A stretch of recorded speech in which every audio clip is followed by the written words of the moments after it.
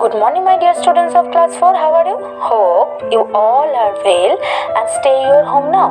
So, boys, today is Monday and the date is 22nd March 2021. And this is our geography class and this is the 5th virtual class. So, boys, all of you open your book, page number 16, and we shall start our study now. Today's chapter is the second chapter, that is physical features of India, and we shall start the third part, that is the coastal plains. So this is our fifth point of this chapter. The name of the chapter is the coastal plains. So at first we know what is called the coastal plains.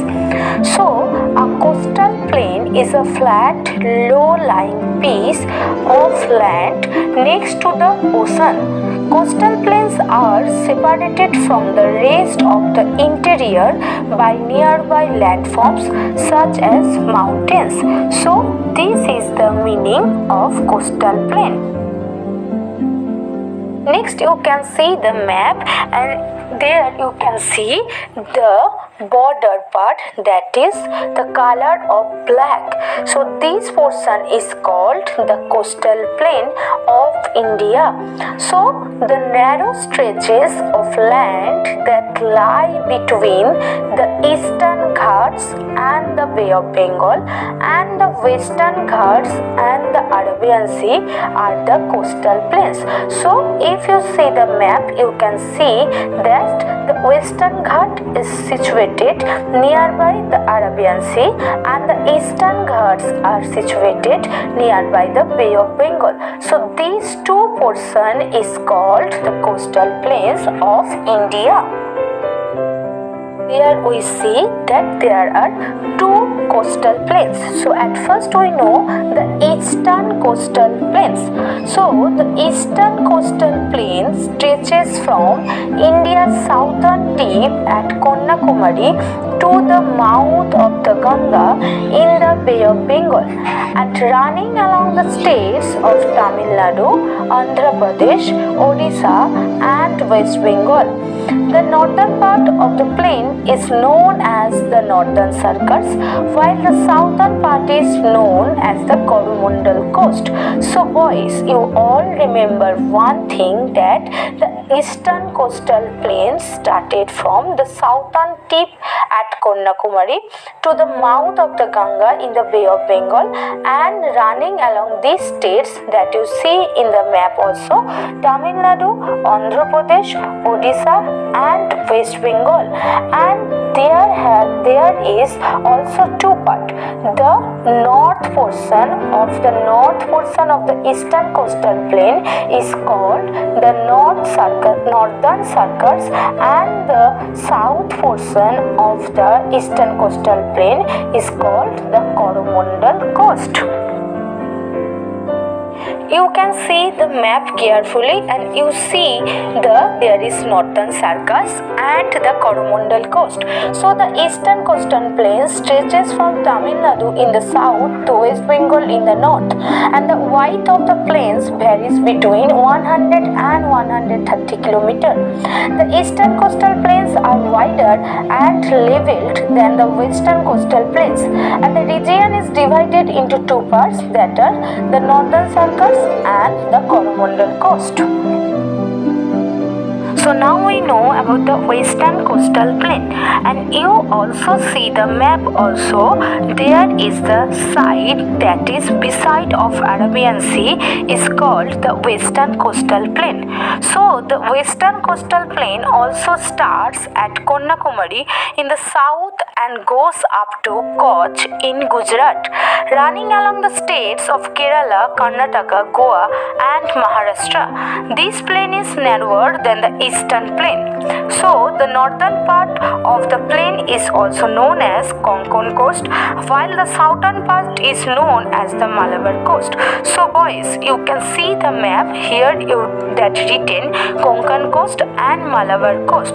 So the north portion of the western coastal plain is called Konkan coast and the south portion of the western coastal plain is called the Malabar coast. So remember this thing.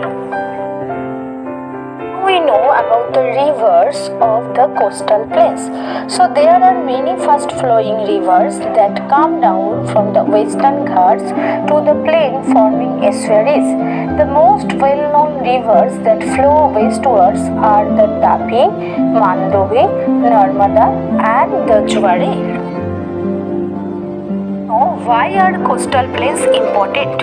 So they are very useful for growing crops like coconut, rice and sugarcane. Boys, you can remember one thing, the place where you can see the ocean or sea, beside of this you can see the coconut tree. So coconut, rice and sugarcane are very useful crops that growing in the coastal plain.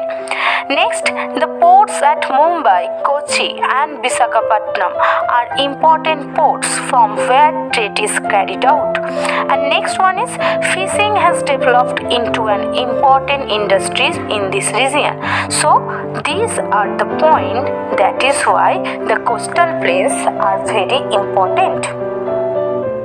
We know another topic, that is island. So at first we know what is called island. Island, an area of land smaller than a continent and entirely surrounded by water.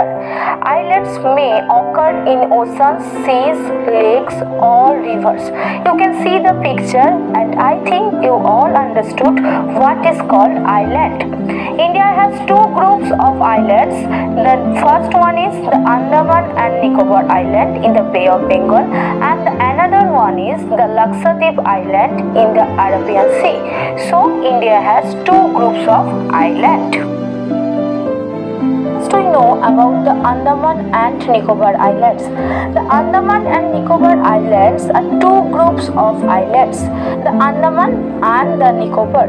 Together they form an archipelago, which is a group of islands which are quite close to each other. Next pages we can know what is archipelago. The Andaman Islands group has about 204 islands, while the Nicobar Islands, which are to the south of the Andamans, consist of around 22 islands. So 204 islands are in Andaman Islands and 22 islands are in the Nicobar Islands. So many corals are found in the waters around the island. Next page we also know about the corals. So corals are hard substances that are formed from the bones of very small creatures. The capital of this union territory is Port Blair. So we all know the Andaman and Nicobar Island is the union territory. So its capital is Port Blair. And you can see the map. I think you all understood where is Andaman and Nicobar Islands situated. Now we know what is an archipelago. At first you can see the picture, that is archipelago. An archipelago is an area that contains a chain or group of islands scattered in lakes, rivers or the ocean. So you can see the something that is Iceland scattered in lakes, rivers or oceans is called, the group of island is called an archipelago. And next we know what is coral. So coral is a hard stony substance secreted by certain marine corallites as an external skeleton, typically forming large reefs in warm seas. So this is called coral. Know about the Lakshadweep Islands. So Lakshadweep, Minicoy and Amandivi are islands found in the Arabian Sea. These islands are coral islands. The capital of this union territory is Kavaratti. So boys, you all know that Lakshadweep also the union territory and its capital is Kavaratti, and Lakshadweep islands are coral islands. So there we find various types of coral, and you can see the map, you can see that where is Lakshadweep is situated. We know the Andaman and Nicobar are homes to several tribal groups. Here we can see 5 types of tribal groups. Number 1 is Andamanis, number 2 Ongs, number 3 Santalis, number 4 Nicobaris, and the last one is Sobin. So there are we see 5 types of tribal groups, and you can see the picture here. It is the Kanyakumari. There the Bay of Bengal, Arabian Sea, and the Indian Ocean meet at Kanyakumari. So 3 types of ocean, that is Bay of Bengal, Arabian Sea, and Indian Ocean also meet at Kanyakumari. So this is the picture of Kanyakumari.